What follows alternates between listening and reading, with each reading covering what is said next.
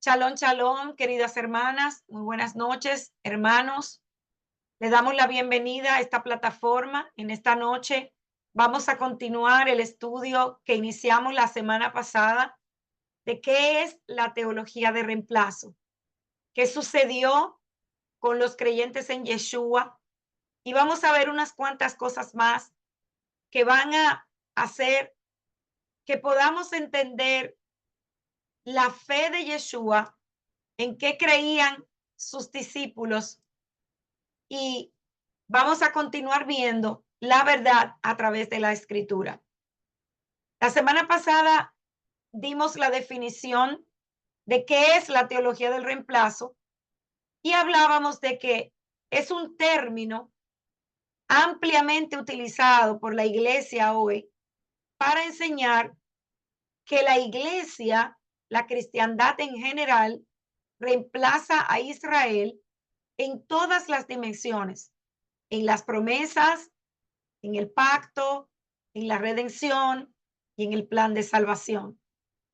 Vimos cómo ellos enseñan y fomentan el antisemitismo, especialmente el de contenido religioso, porque vimos que esta teología tiene varios factores y áreas de enseñanza que hacen al creyente nuevo pensar que realmente Dios sustituyó a su pueblo. Vimos también cómo Pablo nunca fue su intención que sus cartas fueran utilizadas para la creación de una nueva religión. Y también vimos por encima, porque no profundizamos mucho, que Yeshua en realidad nunca vino al mundo a crear una nueva religión. Entonces, la semana pasada iniciamos este estudio importante que nos explica y nos seguirá explicando qué sucedió con los seguidores, los discípulos y los apóstoles de Yeshua, y cómo hemos llegado a la idea generalizada de que la cristiandad en general, con sus más de 47,000 denominaciones, entre los católicos, cristianos, testigos de Jehová, mormones, en fin, toda la cristiandad, han llegado a la conclusión de que Hashem cambió el pacto que hizo con su pueblo, desechando al pueblo de Israel por la cristiandad, y que ahora la iglesia es la heredera de las promesas y los pactos, y que los judíos, representantes hoy día físicamente del pueblo de Israel, ya no son el pueblo escogido de Dios. Vamos entonces a estudiar qué nos dice la historia, cómo llegó el hombre a esta conclusión, qué intereses se movían en todo esto y qué realmente dice la escritura al respecto. Vamos a seguir profundizando en este estudio, y lo primero de lo que vamos a hablar hoy es qué pasó con los seguidores de Yeshua. Vamos a hablar del origen de la Iglesia Católica y los padres de la fe. Durante el siglo segundo, los padres de la Iglesia comenzaron a finalizar lo que sería más tarde la base teológica de la Iglesia cristiana, donde la filosofía griega reemplaza a la teología hebrea. Ahora Roma sustituye a Jerusalén, los gentiles a los hebreos, el domingo por el Shabbat, las fiestas del Eterno registradas en el libro de Levíticos por fiestas paganas. Muy pronto, el sistema universal de creencias paganas y religiosas dio paso a la Iglesia Católica. Entonces, a la muerte de Yeshua, los primeros creyentes se enfrentaron a una feroz persecución, tanto por los judíos tradicionales como por las autoridades romanas.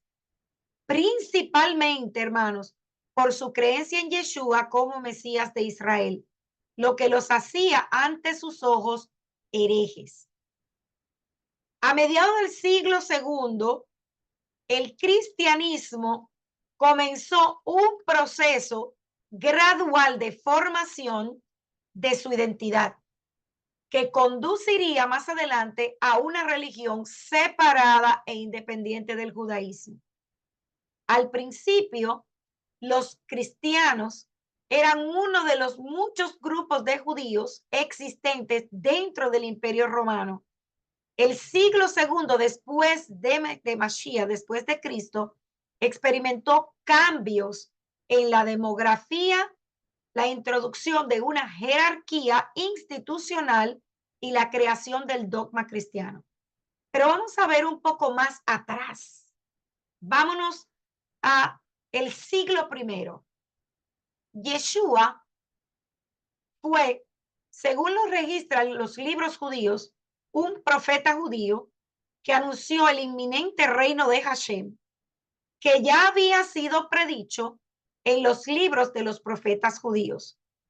Estos anunciaban que Hashem intervendría para devolver a Israel en los días finales su gloria pasada.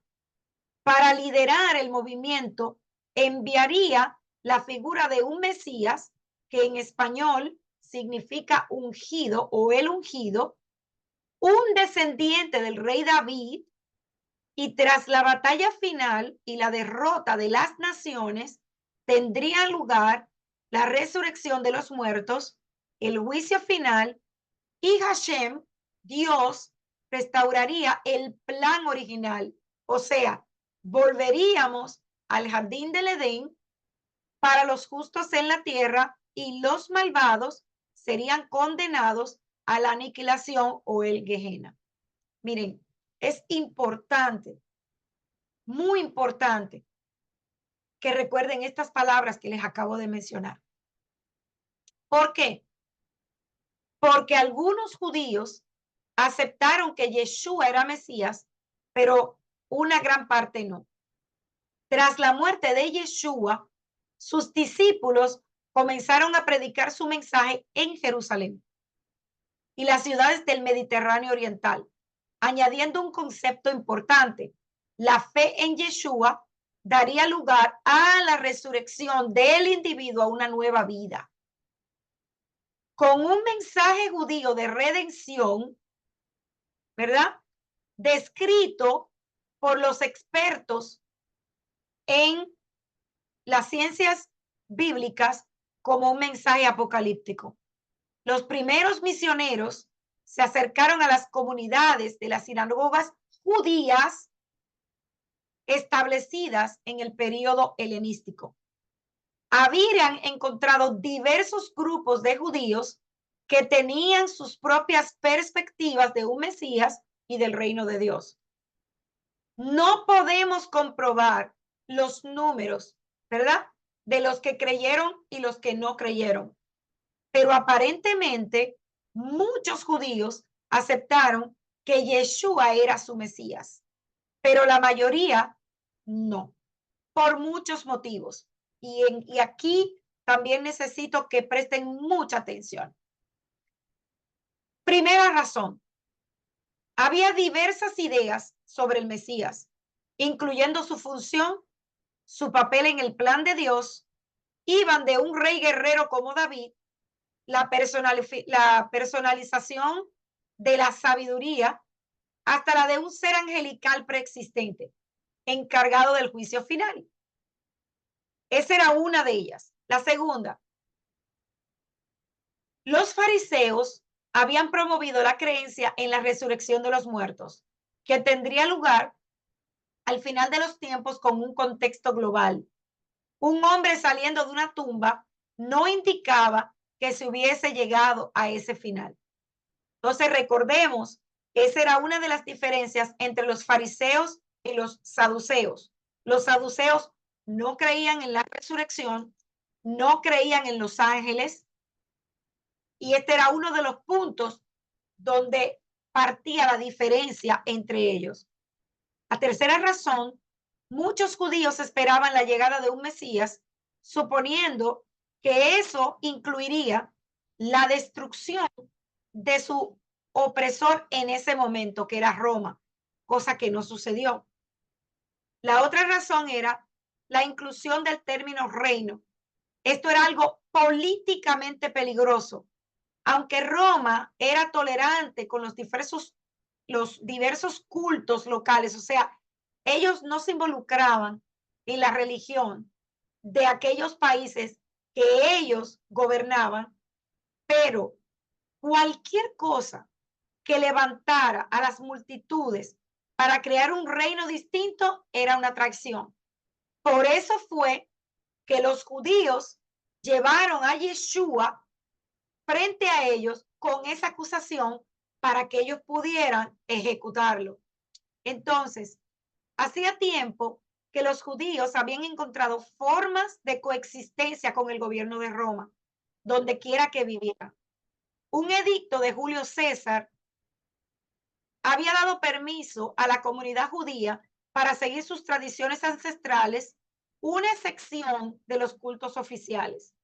Iba implícito en ese edicto que los judíos no harían proselitismo.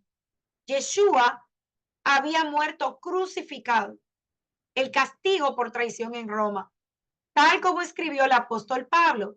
Eso era un escollo y un escándalo tanto para los judíos como para los gentiles. Quinta razón por la que no todos los judíos creyeron en Yeshua. En los inicios, para explicar el sufrimiento y la muerte de Yeshua, los cristianos se referían al pasaje del siervo sufriente que todos conocemos como Isaías. Ese siervo era símbolo de la nación de Israel en aquel momento. Era torturado y muerto para expiar los pecados de la nación y después resucitado por Dios para compartir su trono. Los cristianos o los nuevos creyentes afirmaban que el siervo sufriente era una profecía referida a Yeshua. Y en las misiones de Pablo, este explicaba que ese siervo era una manifestación del propio Dios. Escuchen esto, porque hoy muchos lo niegan, pero Pablo lo explicaba. Y lo repito, Pablo explicaba en las misiones que ese siervo sufriente del libro de Isaías era una manifestación del propio Dios en la forma terrenal de Yeshua o Jesús. Los cristianos empezaron entonces, o los primeros creyentes, empezaron a adorar a Yeshua, ahora considerado como Mashiach, como Cristo, como equivalente a Dios. La mayoría de los judíos rechazó esa deidificación o reconocimiento de la divinidad de Yeshua. En el siglo I, los cristianos no eran más que una secta más del judaísmo. Y vamos a ver los nombres. Hasta que algo inesperado provocó un punto de inflexión. Los gentiles a menudo acudían a las actividades de las sinagogas y a los festivales de aquellas ciudades. Eran denominados en los Hechos de los Apóstoles como temerosos de Dios, que respetaban al Dios de Israel, pero seguían participando en sus cultos originales. Como la antigua sinagoga en Israel y en la diáspora no era un espacio sagrado, no estaba prohibida su asistencia, aunque las sinagogas no eran activas en la captación o conversión a los gentiles. Algunos de ellos tendrían un lugar en la Israel escatológica, fíjense acá, pero no antes. Entonces, recordemos algo importante.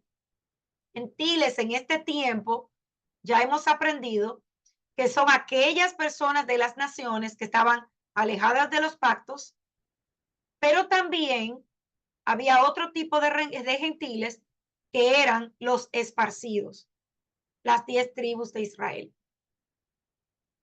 Algunos de ellos tendrían un lugar, ¿verdad?, importante, y al mismo tiempo algunos gentiles que no eran temerosos de Dios empezaron a mostrar interés.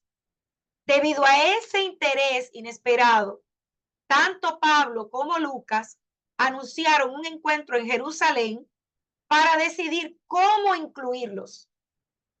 La conversión al judaísmo implicaba los marcadores físicos de identidad de los judíos. ¿De qué estoy hablando? De la circuncisión. Habían otros indicativos, como por ejemplo las leyes sobre la dieta, o sea, comer kosher, y la observancia del Shabbat.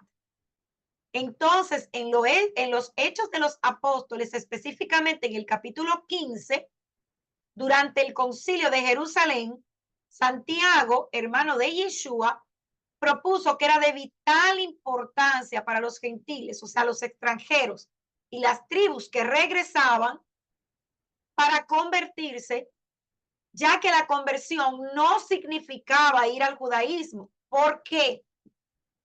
Porque algunos de ellos ya eran judíos o ya era parte de Israel de manera indirecta. Y el judaísmo del momento estaba lleno de leyes de hombres. Lo que ellos buscaban era un regreso a la Torá y a los pactos, por lo que dirigidos por el Espíritu Santo se concluyó que tenían, sin embargo, ellos, los que entraban, los que volvían, abstenerse de la carne contaminada por los ídolos, de la fornicación, de la carne de animales estrangulados y de la sangre. Y estos eran los elementos rituales y de pureza moral en la ley de Moshe. La carne, ya hemos aprendido, en los mercados públicos era el sobrante de los sacrificios en los templos. Los judíos evitaban cualquier cosa relacionada con la idolatría. Esto como base, ya que en las sinagogas ellos mismos establecieron en el Shabbat, ellos iban a ser instruidos en la ley de Moshe, o sea, en las demás cosas que como judíos debían tener en cuenta y practicar, ya que el judaísmo, a diferencia de las demás religiones, hasta el día de hoy, mis hermanos, no era solamente una religión, sino una forma de vida. Entonces, la evidencia de las epístolas de Pablo en los años 50 y 60 después de Yeshua, todos los evangelios y los hechos de los apóstoles indican que los gentiles sobrepasaron rápidamente en número a los creyentes judíos. A pesar del decreto, las tensiones entre judíos y creyentes, ¿verdad? Y los que defendían la conversión completa, o sea, que tenían que volver al judaísmo tradicional, continuaron. Pablo continuamente se irritaba contra aquellos que imponían carga sobre los nuevos creyentes y por eso era enfático y enseñaba que no se le debía imponer cargas, sino las cosas que ya habían sido establecidas en el concilio que ellos habían tenido en Jerusalén. Entonces Pablo se convirtió al experimentar una visión de Yeshua en el cielo. Esto también ya lo hemos aprendido, que le ordenaba ser el apóstol que iba a llegar a los gentiles. Los primeros cristianos o creyentes consideraban que el retraso en la llegada del reino se explicaba por la parusía, o sea, la segunda venida de Yeshua, ahora en el cielo, y volvería él para completar los hechos del fin de los tiempos. Entonces, Pablo enseñaba contra la conversión total de los gentiles. ¿Por qué? Porque ellos ya habían tenido esa reunión y habían sido guiados nada más y nada menos que por el mismo espíritu de santidad. Ellos habían entendido que lo demás no había que imponerlo, porque cuando tú vienes a la Torá y hay una transformación de tu mente y tu corazón, nadie te tiene que decir lo que tú tienes que hacer. Entonces se cree que varias de las epístolas de Pablo, Romanos, Efesios, Colosenses, fueron escritas durante su cautiverio. Ahora bien, empezando por los escritos de Marcos, los 4 evangelios culpan de la muerte de Yeshua tanto a los mandatarios judíos, los fariseos y los saduceos, como colectivamente a aquellos judíos que colaboraron en el hecho. En la década transcurrida entre la muerte de Yeshua y el primer evangelio, el reino no llegó. En su lugar estuvo Roma.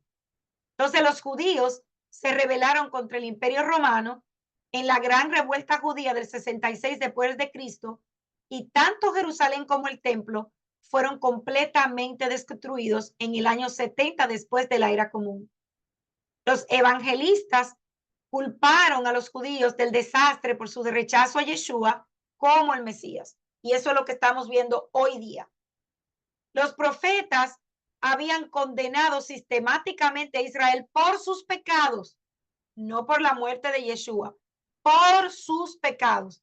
Y aquí hay algo que quiero que ustedes mantengan en sus mentes, porque con la destrucción del templo ya no se podían celebrar los ritos tradicionales. Entonces, mis amados hermanos, este periodo marcó el inicio de 2 sistemas divergentes. Primero, el judaísmo rabínico, enfocado en el análisis e interpretación de las escrituras, y el cristianismo, que comenzaba a emerger como una religión diferente del judaísmo. Entonces, vamos ahora a ver algo bien interesante aquí, amados. ¿Qué era lo que creían los discípulos de Yeshua? ¿Cómo se llamaban ellos?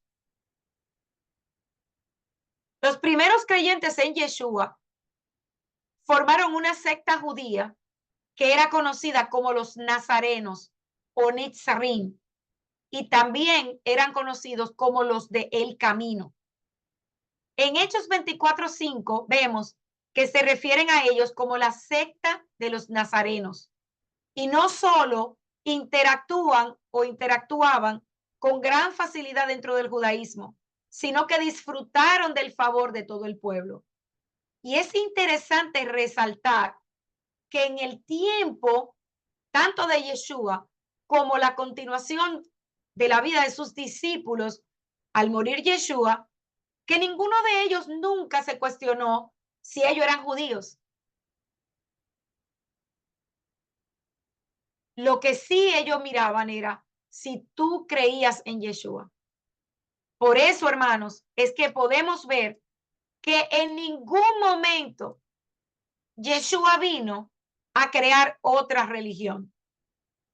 Durante la mitad y la primera mitad del primer siglo, la comunidad de fe estuvo compuesta principalmente por 3 grupos: creyentes judíos hebreos, mayormente fariseos y celosos de las costumbres de sus ancestros; creyentes judíos helenistas, que habían adoptado una forma de vida griega basada en las costumbres e ideales griegos; y los judíos que conformaban la corriente principal.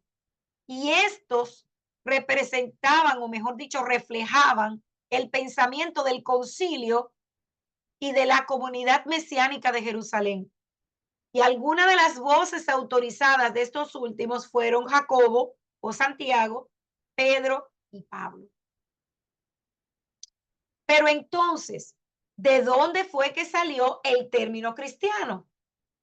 En el diccionario de la Biblia aparece bajo el subtítulo la difusión del nombre lo siguiente: ya que cristiano no fue originalmente una autodesignación de los seguidores de Jesús. No sorprende que raramente se le encuentre en el Nuevo Testamento. Esta palabra aparece solamente 3 veces. Y créanme que no eran los discípulos que se llamaban así. Ellos eran llamados así de una manera despectiva, porque creían en Yeshua como su Cristo, como su Mesías. Entonces, ya vimos que Cristo o Mesías lo que significa es el ungido de Yah o el ungido de Yahvé. En hebreo, Yah, en la palabra Mashiach es Yah, la forma corta del nombre no pronunciado de Hashem. O sea que el nombre de Yah también está en la palabra Mashiach. Entonces, ellos, para referirse de una manera despectiva a los seguidores de Yeshua, le llamaban cristianos. Pero ellos, entre ellos, se conocían como hermanos o los del camino o los nazarenos. Entonces, finalmente, la palabra cristiano no aparece consistentemente como una autodenominación o como una manera en la que ellos se reconocían ellos mismos entre ellos. ¿Y por qué es esto importante? Para que veamos, hermanos, de dónde fue que salieron tantos conceptos que hoy se manejan sin conocimiento y que muchas veces lo usamos, pero no conocemos su origen. ¿Está mal hoy que usted se llame cristiano? No estoy diciendo eso, no está mal, porque recuerde, cada uno de los que estamos aquí amamos a Yeshua y reconocemos que Yeshua es nuestro Cristo, es nuestro Mesías. Pero vamos a ver qué otras implicaciones hay detrás y qué se asocia con el nombre cristiano. Porque recuerde, cuando se divide, ¿verdad? El judaísmo de los creyentes de Yeshua o los nazarenos o los del camino, aparece un tercer grupo, que es lo que vamos a ver más adelante, que es la formación de la cristiandad en general con el nacimiento de la Iglesia Católica. Entonces, es importante resaltar que los primeros seguidores de Yeshua no abandonaron su identidad, ni su herencia, ni su cultura judía para convertirse a una religión nueva o extranjera. Para muchos, el concepto de judíos creyentes en Yeshua y la práctica del judaísmo son términos contradictorios. El sentido común dice que por un lado, ellos eran judíos, tenían la Torá, amaban el judaísmo, pero también ellos tenían a Yeshua, que vino a traer una interpretación mucho más elevada de la Torá y vino a rescatar aquello que habían dejado de lado por establecer halajá y creencia de hombre. A estos judíos también se le añadieron los gentiles, que ya explicamos que son dos grupos. Aquellos de las naciones que no tienen nada que ver con las 10 tribus o el judaísmo, y aquellos esparcidos de la casa de Israel. Entonces, en el primer siglo hubo literalmente cientos de miles de seguidores de Yeshua que eran celosos de la Torá. Se reunían en las sinagogas. Los judíos se preguntaban si Yeshua había venido también para los gentiles. Y a pesar de tener una respuesta ya suficientemente clara a este interrogante, todavía hoy muchos se preguntan si un judío puede ser un seguidor de Yeshua. Y les tengo la respuesta: sí. Desde casi el mismo comienzo hubo una marcada rivalidad entre los miembros de origen judío y los de origen gentil dentro del mismo cuerpo de Yeshua. Los creyentes en Yeshua fueron mayoritariamente judíos durante el primer siglo, pero a medida que los gentiles fueron entrando a las comunidades, sus voces se hicieron escuchar con bastante fuerza hasta que definitivamente tomaron control de ella. Y durante 40 años, el gobierno imperial romano identificó a la naciente comunidad como judaísmo. Los nuevos creyentes en Yeshua venían de las filas del judaísmo, como acabo de explicar, o eran prosélitos gentiles, o sea, nuevos creyentes que ingresaban al judaísmo. Los primeros 15 obispos o cabeza de la comunidad mesiánica de Yeshua fueron todos judíos. Todos judíos, hermanos. Entonces, vamos a hablar de algo aquí importante. Si miramos los textos históricos que hoy en día tenemos a nuestro alcance y que sustenta todo lo que estamos estudiando esta noche, nos daremos cuenta del carácter netamente judío de la comunidad de creyentes en Yeshua. Ellos nunca cambiaron su religión. Y en el libro Historia Eclesiástica de Eusebio, usted lo puede buscar, nos dice que la iglesia en Jerusalén, al principio, formada por los de la circuncisión, se está hablando de una sinagoga, más tarde estuvo formada por creyentes gentiles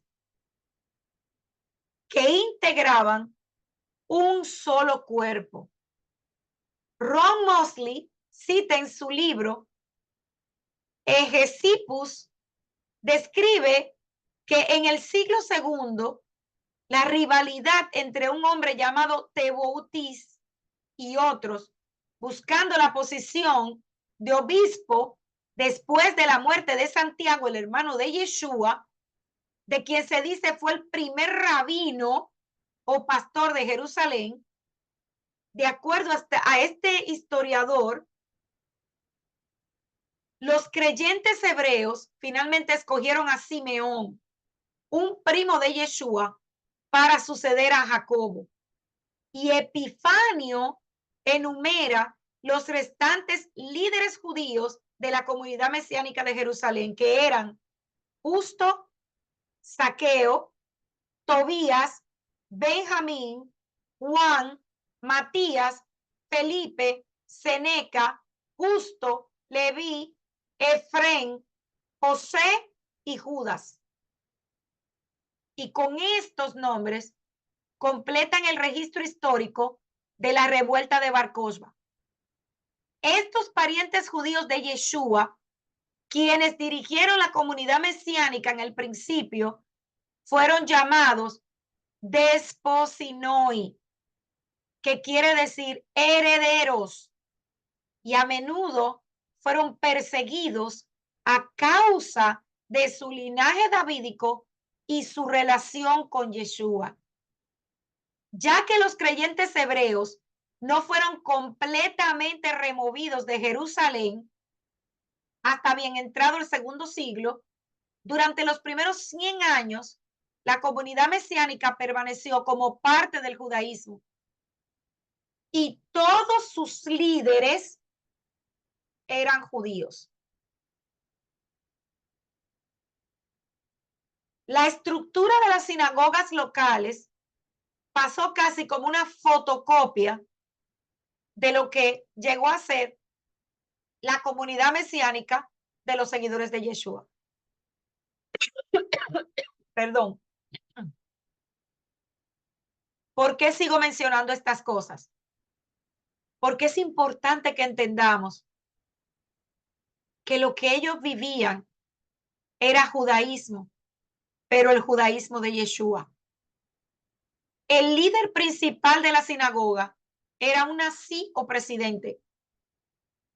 El nazí era el administrador de la sinagoga y sabemos que Jacobo o Santiago, el medio hermano de Yeshua, fue el nazí de la sinagoga. Tenían después un Hassán, que era un ministro público de la sinagoga que oraba, predicaba detrás del púlpito y también, aparte de leer, cantaba las oraciones. Y eso usted lo puede ver hoy. Los Hassan.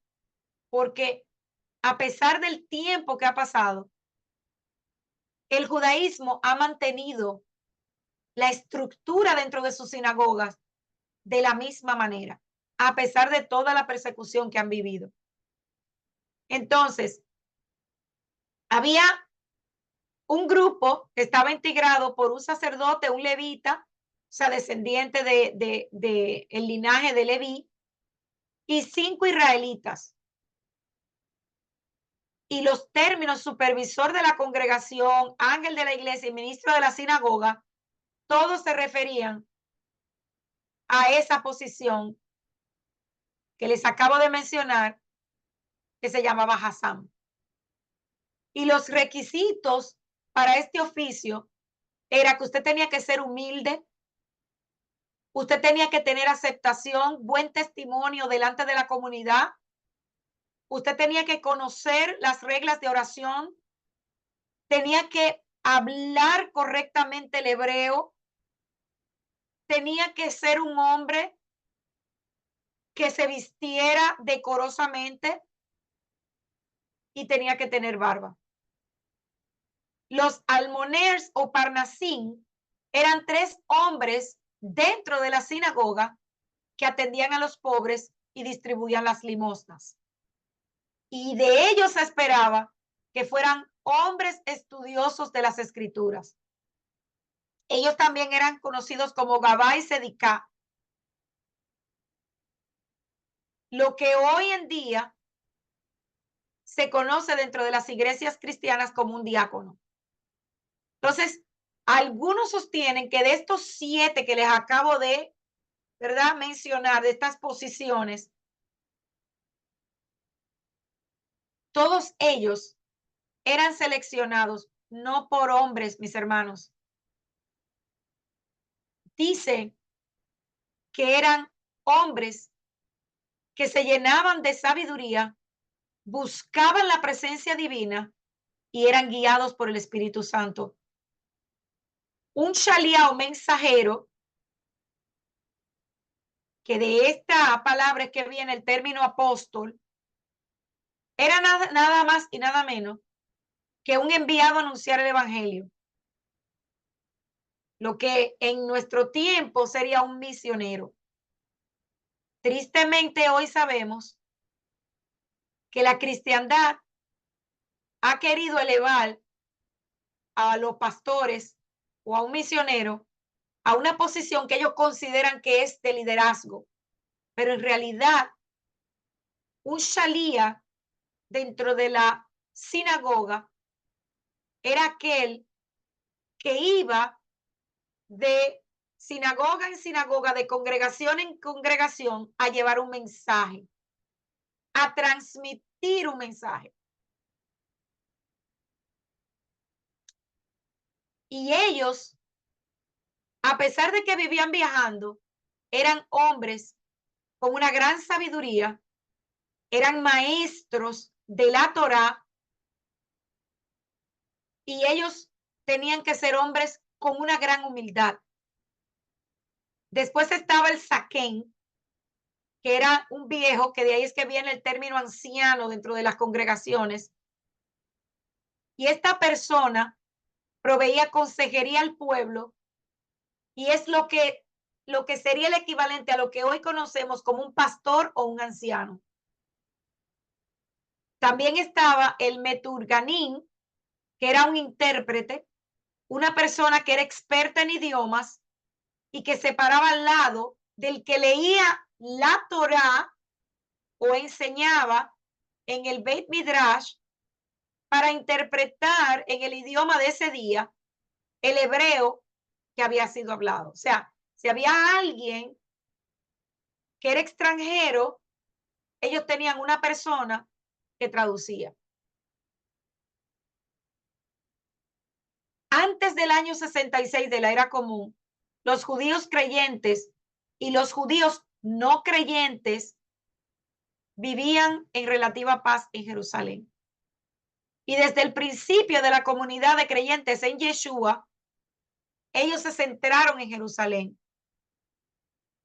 Y hermanos, quiero aquí establecer algo.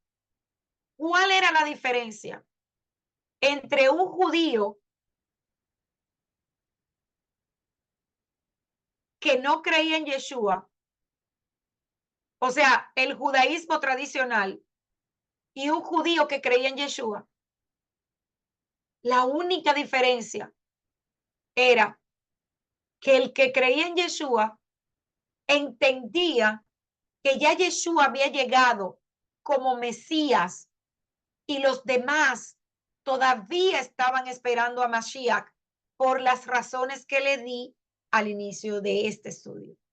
Por eso les dije, mantengan mis palabras frescas en sus mentes, porque yo los quería traer hasta acá. Seguimos analizando. Cuando la joven comunidad de creyentes en Yeshua comenzó a atraer a los gentiles y entonces se establecen congregaciones más grandes, se levantaron nuevos problemas para los creyentes judíos en Yeshua. Algunos sostenían que un gentil no podía formar parte de la comunidad a menos que se convirtiera en un prosélito, sometiéndose al rito nacional, o sea, a la circuncisión. Josefo, el historiador, se refirió a la simpatía que los judíos de Jerusalén tenían por el líder de esta joven congregación de creyentes en esa ciudad. Y fue en el año 62 de la era común que los líderes de la ciudad de Jerusalén protestaron abiertamente y pidieron el apedreamiento de Santiago, propiciado por el sumo sacerdote Ananus. Y esto lo cuenta Josefo en su libro Antigüedades. Y el filósofo pagano Celfo, en su vehemente ataque contra el cristianismo registrado en el libro Palabra Verdadera, ridiculiza los esfuerzos para exagerar las diferencias entre judíos y los creyentes. Cuando Celso publicó su polémica, ya había pasado un siglo desde el comienzo del movimiento de los seguidores de Yeshua. Y él insistía que cuando los judíos y cristianos, como llamaban a los seguidores de Yeshua despectivamente, descendían a los fundamentos, sus desacuerdos no eran muchos. ¿Por qué? Porque ambos grupos eran judíos. Y básicamente la división entre ellos era la creencia en Yeshua como Mesías. Entonces, estos nazarenos o primeros seguidores de Yeshua, también conocidos como los del camino, nunca dejaron de ser judíos. Y hay varias citas bíblicas que comprueban ese nombre, que así era como ellos se llamaban.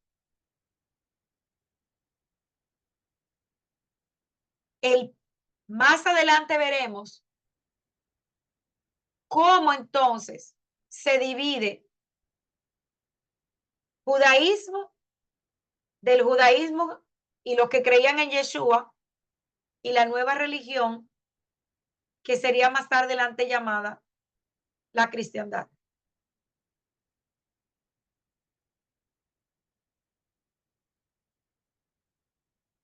Los cristianos se distinguían tanto del judaísmo como de los cultos locales en su elección de obispos para dirigir sus comunidades. Las primeras comunidades basaban su modelo de administración provincial romana con un supervisor o un obispo responsable por parte de una provincia o una diócesis. Me imagino que ya entienden de qué estoy hablando. Estoy hablando ya no de judaísmo, no del judaísmo de Yeshua, sino de lo que más adelante se conocería como la Iglesia Católica. A diferencia de los sacerdotes del anterior templo de Jerusalén y de los cultos locales, los obispos de la cristiandad tenían el poder único de perdonar los pecados en la tierra. A través del ritual de ordenación, se creía que el Espíritu Santo había entrado en ellos, lo cual probablemente venía de la historia en los Hechos de los Apóstoles, de Pedro imponiendo las manos a los samaritanos. Los sacerdotes de los cultos locales, así como los del templo, facilitaban el arrepentimiento y el perdón. Pero ojo acá, no tenían ninguna autoridad independiente para perdonar los pecados. Para los judíos, solamente el Dios de Israel tenía ese poder. Y esta era una de las razones por las que Yeshua fue confrontado. A mediados del siglo II, el cristianismo estaba dominado por líderes que ya no tenían ningún vínculo étnico ni comunitario con Israel o el judaísmo. Eran gentiles conversos, educados en las diversas escuelas de filosofía y denominados retrospectivamente como los padres de la iglesia por sus contribuciones al cristianismo. Y los escritores más prolíferos fueron Justino Mártir, el obispo Ireneo, el obispo Tertuliano. La base del judaísmo siguió siendo de una importancia crucial para la iglesia cristiana del siglo II. Yeshua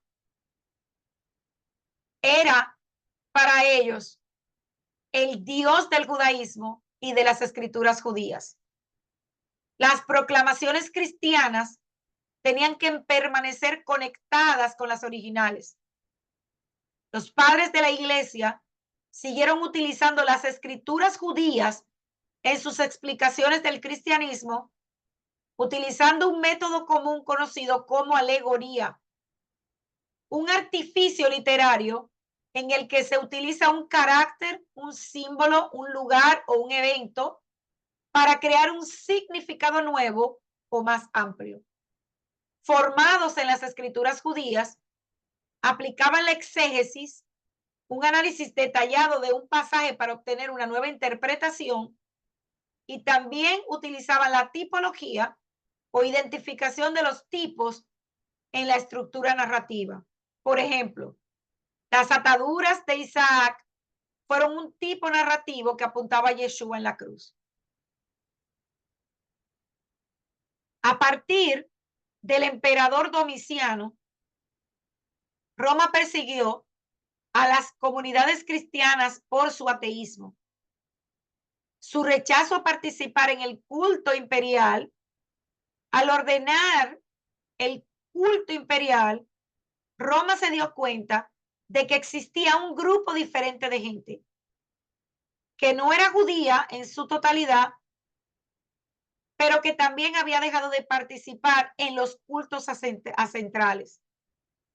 Al mismo tiempo, la Roma conservadora tenía una tendencia cultural y religiosa contra las nuevas religiones, especialmente las de origen oriental. Entonces, el objetivo de los padres de la iglesia era convencer a Roma de que los cristianos no eran nuevos, que ellos eran tan antiguos como el propio judaísmo y que por lo tanto tenían que tener la misma exención de los cultos oficiales que los judíos, porque los cristianos eran Verus Israel, el verdadero Israel. Miren dónde nace y comenzamos a ver ya históricamente la teología del reemplazo. La apelación a Roma de tener esa misma exención que los judíos es conocida en conjunto como literatura adversos o contra los adversarios, los judíos. Los escritores recurrieron a las polémicas de los profetas, o sea, a todos los pecados del pueblo de Israel, los evangelios y las epístolas de Pablo, sacando a Pablo de su contexto histórico. Los padres de la iglesia utilizaron su crítica de los judíos, los nazarenos y los cristianos como un argumento contra los judíos y el judaísmo. Y un ejemplo de su reinterpretación de la escritura es evidente en la historia de los 10 mandamientos, que sabemos que fueron totalmente cambiados. Cuando Moshe recibe los 10 mandamientos en el monte Sinaí, eran solamente 10. Tras descubrir la idolatría de los israelitas, destrozó las tablas y cuando volvió por otro ejemplar, todos sabemos que Hashem continuó dando mandamientos hasta llegar a los 613 mandamientos. Pero los padres de la iglesia comenzaron a decir a partir de aquí que Yeshua liberó de esa carga a los verdaderos creyentes, de manera que los cristianos solamente tienen que seguir los 10 primeros mandamientos y ojo, ni siquiera los 10, porque el Shabbat fue totalmente olvidado, fue totalmente abolido. Ellos decían que ya el Shabbat no tenía que celebrarse porque eso era solamente para los judíos. Vamos a dejar la clase hasta acá. La semana próxima vamos a ver ya de manera puntual el nacimiento de la Iglesia Católica. Vamos a ver cada punto de vista de cada uno de los padres de la fe y vamos a terminar el estudio con una nota sobre la relación que hubo entre la Iglesia Católica y Hitler. Y con eso vamos a terminar este estudio de la teología del reemplazo. Espero que este estudio haya sido de mucha bendición, tanto para ustedes, los hermanos que están acá conmigo en la transmisión, como para aquellos que lo van a ver en un futuro. Shalom, shalom.